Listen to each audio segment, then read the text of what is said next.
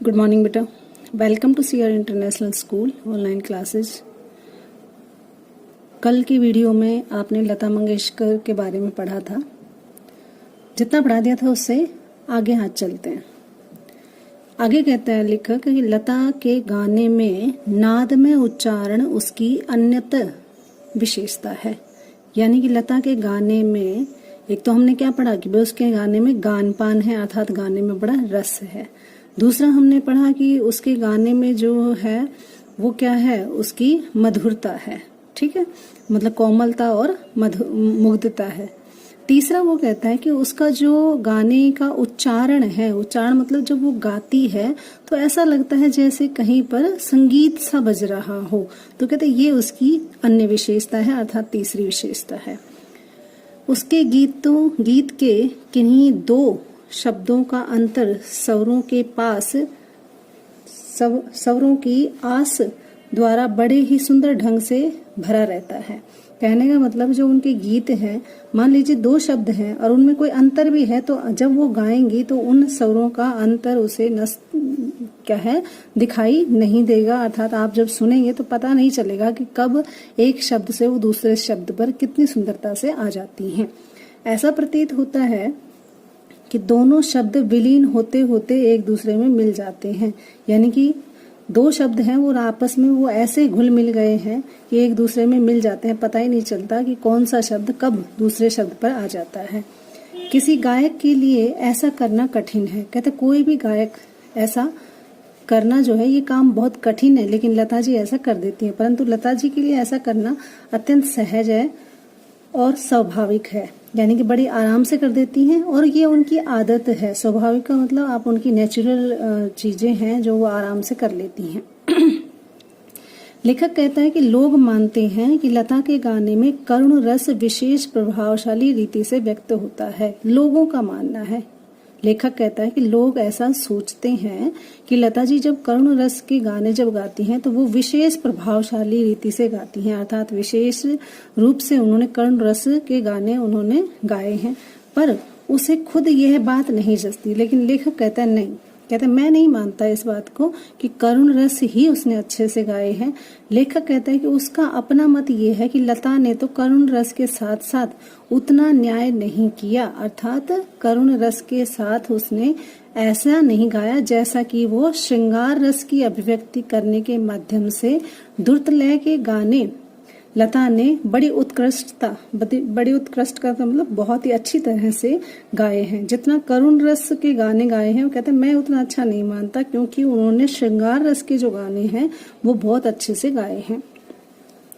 लेखक के अनुसार लता के गायक में एक और कमी है। एक कमी कौन सी? लेखक कहता है कि मुझे ये कमी लगती है कि लोग तो ये कहते हैं कि लता जी ने जो गाने गाए हैं वो करुण रस के बहुत अच्छे गाए हैं। लेखक कहता है मैं इस विचार से सहमत नहीं हूँ। क्यों? क्योंकि मुझे लगता है कि उन्होंने करुण की बजाय श्रृंगार रस के गानों को बड़ी अच्छी तरह से गाया है। कहता है ये कमी है उसमें। दूसरा लेखक कहता है कि लेखक के अनुसार एक और कमी है, यद्यपि यह कहना बहुत कठिन है। कहता बड़ा मुश्किल है कहना, लेकिन फिर भी मैं आपको बता रहा हूँ। आगे लेखक कहता है कि उसने बताया कि लता के गायन में एक और कमी है। अब वो कहता है ये मेरे लिए कहना तो मुश्किल है, लेकिन फिर भी मैं बता रहा हूँ क्या कि उनके गाने का दोष इसमें कितना है या संगीत निर्देशकों का कितना। कहते मुझे ठीक से तो पता नहीं है कि उनके निर्देशकों की कमी रही है या फिर लता जी का ही उसमें दोष है। क्या कि दरअसल लता का जो गाना होता है वो सामान्यतः ऊंची पट्टी में रहता है। ऊंची पट्टी का मतलब ऊंची आवाज में गाया जाता है या गाती है। गाने में संगीत दिग्दर्शक उससे अधिक ऊंची पट्टी में गवाकर अकारण ही चिल्लाते रहते हैं। यानी कि जो निर्देशक होता है, जो गीत लिखता है, जो बोलता है कि ऐसे गाना है, कहते गाने में संगीत जो होता है वो उसके जो निर्देशक हैं वो उससे अधिक ऊंची पट्टी में गवाते हैं कि ऊंची आवाज में गाओ। ठीक है, तो कहते वो अकारण ही क्यों चिल्लाते हैं, जबकि वो आसानी से उन चीजों को गा सकती है। तो उसको ऊंची पट्टी में गवाने का या ऊंचे स्वर में या तार सप्तक में उसको गाने को गाने का कोई फायदा नहीं है। लेखक कहता है कि प्राय उसके सामने एक प्रश्न उपस्थित किया जाता है कि लोग उसे खास तौर से एक प्रश्न पूछते हैं लेखक से कि शास्त्रीय संगीत में आप बताइए कि लता का क्या स्थान है, लता जी का क्या स्थान है। इस विषय में लेखक कहता है खुद ही मैं उद्देश्यहीन हूँ, मुझे ही नहीं पता। इसका कारण ये है कि शास्त्रीय संगीत और चित्रपट संगीत में तुलना हो ही नहीं सकती। क्यों नहीं हो सकती? क्योंकि दोनों अलग अलग है। ठीक है, फिल्मी संगीत अलग है, क्लासिकल संगीत अलग है। जहाँ गंभीरता शास्त्रीय संगीत का स्थायी भाव है, यानी शास्त्रीय संगीत में पहले तो क्या कि उसमें यानी कि नंबर 1 पे हम क्या कहेंगे, अंतर क्या है कि उसमें गंभीरता होती है। किसमें? शास्त्रीय संगीत में। जलद लय, जलद का मतलब बिल्कुल गहरी लय होती है, जलद का मतलब पानी में डूबी हुई की तरह, तो कहते गहरी लय होती है। जबकि चपलता चित्रपट संगीत का मुख्य धर्म है, लेकिन जो चित्रपट संगीत है उसमें चंचलता होती है, उसमें गहरापन नहीं होता। चित्रपट संगीत की जो ताल होती है वो प्राथमिक अवस्था का ताल होता है, यानी कि प्री मैच्योर जो तालें होती हैं वो होती हैं, मतलब पूरी ठीक से ताल में होती नहीं है, पूरी मात्राएं उसमें नहीं होती। जबकि शास्त्रीय संगीत में ताल अपने परिष्कृत का मतलब होता है बिल्कुल कुशल तरीके से यूज की हुई होती हैं। चित्रपट संगीत में आधे तालों का प्रयोग किया जाता है, यानी कि आधी ताल ली जाती है, जबकि शास्त्रीय संगीत में पूरी ताल ली जाती है, पूरा उसका देना पड़ेगा वरना वो गलत हो जाएगी। इस तरह उसकी लयकारी बहुत अलग होती है, इसलिए दोनों में बड़ा अंतर होता है। आसान होती है, यानी कि जो चित्रपट का संगीत है उसकी लयकारी बिल्कुल अलग मिलेगी क्योंकि उसकी तालें छोटी हैं और वो आसान भी होती है। फिल्मी गीतों में जो गीत हैं और आघात का मतलब जो ध्वनि दी जाती है, कहते उसको ज्यादा महत्व नहीं दिया जाता, यानी कि गीत का बोल क्या है, उसमें कौन सी ताल लगेगी, कितनी लगेगी, कहते ऐसे कोई मायने नहीं रखता उसमें। सुलभता और लोच यानी आसानी, ठीक है, और लोच का मतलब जैसा आप परिवर्तन कर सकें को अग्र स्थान दिया जाता है, यानी उसको पहला स्थान दिया जाता है कि आप अपनी सुविधा के अनुसार और अपनी इच्छा के अनुसार आप कुछ भी चेंज कर सकते हैं। चित्रपट संगीत गाने को शास्त्रीय संगीत की पूर्ण जानकारी होनी चाहिए, लेकिन एक शर्त ये है कि शास्त्रीय संगीत की पूर्ण जानकारी के बिना चित्रपट संगीत नहीं आएगा। कहने का मतलब चित्रपट संगीत गाने वाले को शास्त्रीय संगीत का ज्ञान होना चाहिए। वह लता के पास निसंशय है, यानी कि शास्त्रीय संगीत की जानकारी लता जी को है। हालांकि वो चित्रपट संगीत के गाने गाती हैं, लेकिन उन्हें शास्त्रीय संगीत की भी पूरी जानकारी है। आगे लेखक कहता है कि मेरा मानना है कि साढ़े तीन मिनट गाए गए फिल्मी किसी गाने को या खानदानी शास्त्रीय गायक की 3 और साढ़े तीन घंटे की महफिल।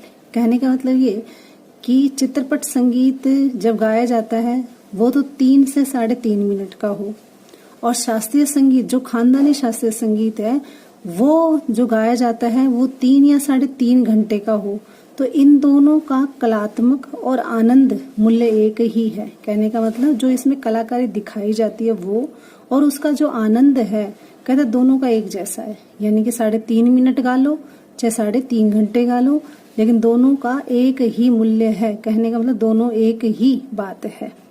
यह काम वैसा ही है जैसे लेखक का कोई बड़ा लेख जीवन के किसी रहस्य का विशद विवरण करता है, तो वही रहस्य छोटे से सुभाषित या नन्ही सी कहावत में सुंदरता से परिपूर्ण प्रकट हो जाता है। कहने का मतलब ये हुआ कि मान लीजिए कोई लेखक बहुत बड़ी बात को मतलब किसी के जीवन के बारे में बहुत बड़ा लेख लिख देता है, लेकिन कोई छोटा व्यक्ति उसे अच्छी भाषा में और एक छोटी सी कहावत में ही प्रकट कर दे, तो दोनों बातें एक ही हुई। उसी तरह से 3 घंटों की रंगदार महफिल का सारा रस लता की 3 मिनट की ध्वनि मुद्री में पाया जाता है, यानी 3 घंटे में जो आनंद मिलेगा वो अगर लता की महफिल में 3 मिनट भी मिल जाए तो लता जी 3 मिनट में ही श्रोताओं को भाव विभोर कर देती हैं। ऐसा क्यों होता है? क्योंकि उसका एक एक गाना एक संपूर्ण कलाकृति है, यानी जब वो गाती हैं तो उनके गाने का एक एक गाना में पूरी कलात्मकता, पूरी कलाकारी वो दिखाती हैं। स्वर हो, लय हो, शब्दार्थ यानी स्वर, लय और शब्द का त्रिवेणी संगम, यानी ऐसा लगता है जैसे ये तीनों मिलकर मिल गए हों, एक ही स्वर में मिल गए हों। उसी में महफिल की बेहोशी समाई रहती है। कहते सिर्फ 3 चीजें, स्वर, लय और शब्द, जब इन तीनों को वो मिलाती है तो ऐसी कलात्मकता। हाँ जी बेटा, आगे चले। स्वर, लय और शब्द, ये जब ये तीनों मिलते हैं तो उनकी कलाकारी दिखाई देती है और उस महफिल में बेहोशी समा जाती है, अर्थात जो गाने सुनते हैं वो मंत्रमुग्ध हो जाते हैं। वैसे शास्त्रीय संगीत और चित्रपट संगीत में भेद तब समाप्त हो जाता है जब रसिक को आनंद मिलता है। कहने का मतलब ये कि चाहे वो शास्त्रीय संगीत हो या फिल्मी संगीत, दोनों में अंतर ही नहीं है। क्यों अंतर नहीं है? क्योंकि सुनने वाले को तो आनंद मिल रहा है ना, यानी कि कोई भी, चाहे वो शास्त्रीय संगीत का हो चाहे वो चित्रपट संगीत का, पर इस पर उसका महत्व ठहराना उचित है। यानी कि हम सिर्फ ये कह सकते हैं कि जो म्यूजिक है वो सिर्फ आनंद के लिए होना चाहिए या आनंद देता है, चाहे फिर वो शास्त्रीय संगीत का हो या फिर चित्रपट संगीत का। लेखक कहता है कि शास्त्रीय संगीत यदि रंजक न हो, यानी शास्त्रीय संगीत में भी यदि वो आनंद नहीं हो तो वो तो बिल्कुल नीरस लगेगा और अनाकर्षण भी लगेगा, यानी कि उसमें आकर्षण ही नहीं रहेगा, भी प्रतीत होगा और इसमें कुछ कमी भी सी नजर आएगी। यानी कि कमी क्या, भाई गाना तो सुन लिया लेकिन मजे नहीं आए। ठीक है, गाने में गानपान केवल शास्त्रीय बैठक के पक्केपन की वजह से, यानी कि गाने में जो आनंद है, गानपान का मतलब गाने का रस, आनंद लेना। कहते गाने में जो आनंद है ना गाने का, कहते शास्त्रीय संगीत की बैठक का पक्कापन का मतलब वे पूरे नियम को फॉलो करते हैं। यानी शास्त्रीय जो लोग होते हैं संगीत के, कि ताल पूरी होनी चाहिए, इतने स्वर होने चाहिए, इतना ऊंचा उठाओ, इतना नीचा रखो, कहते वो पूरे अपने पक्के नियम होते हैं। उनकी वजह से ताल सुर के निर्दोष ज्ञान के कारण नहीं होता, कहते उनकी वजह से होता है। ऐसा नहीं है, थोड़ा बहुत अगर ताल और सुर में थोड़ा सा अगर ज्ञान नहीं भी है तो कोई फर्क नहीं पड़ता।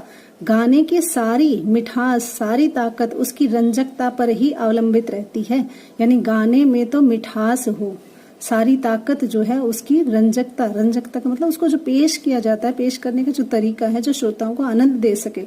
रंजकता का मर्म रसिक वर्ग के समक्ष प्रस्तुत करना है। यानी कि गाने का जो मर्म है वो ये है कि जो सुनने वाले हैं उनके सामने हम कैसे प्रस्तुत करते हैं, कि कैसे उसकी बैठक बिठाई जाए, यानी कैसे ज्यादा से ज्यादा हम श्रोताओं को जोड़ सके, श्रोताओं से सुसंवाद साधा जाए, यानी सीधा कनेक्ट हो जाए, ऐसा संगीत हम सुनाएं, उसमें समाविष्ट हो जाए, पूरी तरह से समा जाए। एक मनुष्य के अस्थि पंजर और एक प्रतिभाशाली कलाकार द्वारा उसी मनुष्य का तैल चित्र में जो अंतर होता है वही शास्त्रीय संगीत और उसके स्वरों की सुसंगत अभिव्यक्ति में भी होगा। अब यहाँ उदाहरण दे रहा है।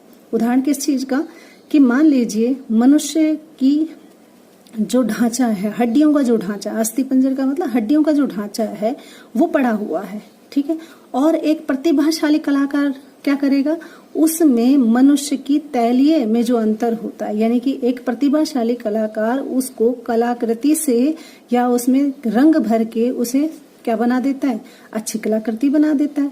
तो बताइए, चाहे वो भले ही हड्डी वाला ढांचा है लेकिन उसने उसको कलात्मक रूप से तैयार कर दिया। वही शास्त्रीय संगीत में है। शास्त्रीय संगीत कैसा है, नीरस और सूखा है, लेकिन अगर उसी में स्वरों के द्वारा सुसंगत दी जाए, अच्छा अभिव्यक्त किया जाए तो क्या बुराई है। लेखक कहता है कि संगीत के क्षेत्र में लता का स्थान अव्वल दर्जे के खानदानी गायकों के समान ही है। लता 3 घंटे की महफिल जमा सकती है, ऐसा संशय करने वालों से लेखक प्रश्न करता है। किसी ने पूछा कि वो 3 मिनट में इतना गाती है, अच्छा गाती है, तो क्या वो 3 घंटे तक महफिल को रख सकती है या महफिल को जमा सकती है? क्या 3 घंटे की महफिल जमाई जा सकती है? ऐसा जो भ्रम करते हैं, जिन्हें डाउट है, लेखक उससे प्रश्न करता है कि क्या कोई पहली श्रेणी का गायक 3 मिनट की अवधि में चित्रपट संगीत का गाना उतनी कुशलता और रस से उत्कृष्ट गा सकेगा? यानी कि मान आप तो कह रहे हैं कि 3 घंटे में लता जी महफिल नहीं जमा सकती 3 घंटे तक, तो कहते मेरा उनसे प्रश्न है कि क्या आप 3 मिनट में, क्या लता जी जितना आनंद दे सकती हैं 3 मिनट में इतना अच्छा संगीत गा सकती हैं, तो क्या कोई मंजा हुआ कलाकार, पहली श्रेणी का मतलब जो फर्स्ट दर्जे का कलाकार है, क्या वो 3 मिनट में वैसी ही कुशलता और वैसा ही रस ला सकता है जैसा लता जी ला देती हैं? यानी 3 मिनट में लता जी आनंद से विभोर कर देती हैं, वो 3 घंटे में करते हैं। कहते हैं कि लेखक कहता है कि मुझे बताइए कि आप उस पे आरोप लगा रहे हो कि लता जी 3 घंटे की महफिल नहीं जमा सकती, तो मैं भी ये आरोप लगा रहा हूँ कि कोई भी प्रथम श्रेणी का शास्त्रीय गायक 3 मिनट में यदि लता जी जैसा गा दे तो शायद मान ले हम। कहते नहीं गा सकता। यही उस प्रश्न का उत्तर उन्हें देना पड़ेगा। क्यों? क्योंकि वो 3 मिनट में भी बड़ा अच्छा रसीला गा देती हैं। खानदानी गायकों को ये शिकायत रहती है, यानी खानदानी जो गायक हैं, यानी शास्त्रीय संगीत के जो गायक हैं, उन्हें अक्सर ये उल्हाना रहता है उनका, या शिकायत रहती है कि चित्रपट संगीत के कारण लोगों की अभिरुचि बिगड़ गई है। कि जब से फिल्मी संगीत आया है, लोगों का म्यूजिक के प्रति इंटरेस्ट बिगड़ गया है। चित्रपट संगीत पर लोगों के कान बिगाड़ देने का आरोप है। यानी ये जो फिल्मी संगीत आया है, इसने लोगों के कान बिगाड़ दिए हैं। कान बिगाड़ने का मतलब कि हमारे जो कान हैं ऐसा संगीत सुनना चाहते हैं जो फिल्मी हो। आपने भी देखा होगा, कभी आप किसी महफिल में बैठे या गाएं तो वहां पर अगर सितार लेकर कोई गायक आ गाता रहे तो आप कहोगे क्या गा रहा है, ठीक है। और वहां पर कोई भंगड़ा लगा दो, ठीक है, या कोई और रैंप गीत लगा दो या कोई गाना लगा दो तो आप बड़े आनंद से सुनते हो। तो कहते हैं ऐसे में आरोप लगाया जाता है कि ये जो फिल्मी गाने हैं इन्होंने लोगों की रुचि बिगाड़ी। कान बिगाड़ देने का मतलब कि यानी कान ऐसा गाना नहीं सुनना चाहते जो शास्त्रीय संगीत का हो। पर गांधर्व जी मानते हैं कि चित्रपट संगीत ने लोगों के कान खराब नहीं किए बल्कि उन्हें सुधारा है। कि जब से फिल्मी संगीत आया है तब से लोगों के कान खराब नहीं है, यानी कि लोगों की इंटरेस्ट संगीत के प्रति बढ़ा है, कम नहीं हुआ है। कुमार गांधर्व जी ये भी कहते हैं कि शास्त्रीय गायक बड़े ही आत्मसंतुष्ट वृत्ति के होते हैं। यानी जो शास्त्रीय गायक होते हैं वो ये सोचते हैं कि हमने जो सीख लिया ना वो शायद हमें ही आता है, यानी खुद आत्मसंतुष्ट हो जाते हैं कि हम ही अच्छा गाते हैं। संगीत के क्षेत्र में उनकी अपनी हुकूमशाही होती है। वो इसलिए क्योंकि वो अपनी हुकूमत जमाना चाहते हैं कि नहीं, शास्त्रीय संगीत ही गाया जाए, चित्रपट संगीत नहीं होना चाहिए, ठीक है। अब कहते हैं शास्त्रीय शुद्धता पर वे आवश्यकता से अधिक बल देते हैं। यानी जो शास्त्रीय संगीत के जो गायक होते हैं ना, वे शास्त्र की शुद्धता पर, नहीं ताल थोड़ी सी बिगड़ रही है, इसको और ठीक करो, इसको थोड़ा सा ऊंचा और गाओ, नहीं ये नियम में नहीं है, ये राग दरबारी है, ये मालपोस है। कहते हैं इस तरह से वो शास्त्र में जो नियम होते हैं ना उनको ज्यादा महत्व देते हैं। जबकि चित्रपट संगीत से ही लोगों की अभिजात्य संगीत से जान पहचान हुई है। यानी जब से फिल्मी संगीत आया है लोगों को अभिजात्य का मतलब एक जादुई संगीत की जान पहचान की वास्तव में क्या संगीत में इतना परिवर्तन आ सकता है। ये सब किसने सिखाया? फिल्मी संगीत ने सिखाया। इतना ही नहीं, अब उनमें चिकित्सक और चौकस वृत्ति बढ़ती जा रही है। कहते हैं अब धीरे धीरे उसमें चिकित्सक का मतलब है जैसे एक हॉस्पिटल में आप जाते हो तो जो ऑपरेशन सर्जक होता है, जो डॉक्टर होता है, वो नए नए सर्च करता है। तो कहते हैं ऐसे ही चित्रपट संगीत में भी नए नए सर्च किए जा रहे हैं और चौकस वृत्ति यानी कि उस पर अलर्ट रहने की जरूरत है। क्या नया ढूंढा जा सकता है? वे केवल शास्त्र सम्मत शुद्ध परंतु नीरस गाना पसंद नहीं करते। कहते वो शास्त्र से संबंध तो रखते हैं, शुद्धता तो देते हैं, लेकिन नीरस गाना उन्हें पसंद नहीं है। कहते हैं चलो थोड़ा बहुत जो है शास्त्रीय मिलावट उसमें कर लेते हैं, लेकिन नीरस गाने की तरह उसे नहीं गाएंगे। उन्हें तो कैसा चाहिए? सुरीला और भावपूर्ण गाना चाहिए कि ऐसा हो जो सुनने में सुरीला लगे और दिल को छू जाए। ठीक है, आप कई बार बोलते हो ना कि इसके जो वर्डिंग है वो टचिंग है, ठीक है, हार्ट टचिंग है, यानी कि बहुत अच्छी है, दिल को छू लेने वाली है। तो कहते हैं चित्रपट संगीत में आजकल ऐसे गाने आ रहे हैं, जबकि शास्त्रीय संगीत में इतना अच्छा नहीं है। तो आज इतना ही, थोड़ा सा और बच गया है जो अगली वीडियो में आपका कंप्लीट हो जाएगा। ठीक है, फिर भी आप इसे गहराई से पढ़िए, आपके पास किताब है, या इसी वीडियो को आप बार बार पढ़ के खुद से भी पढ़ सकते हैं। धन्यवाद।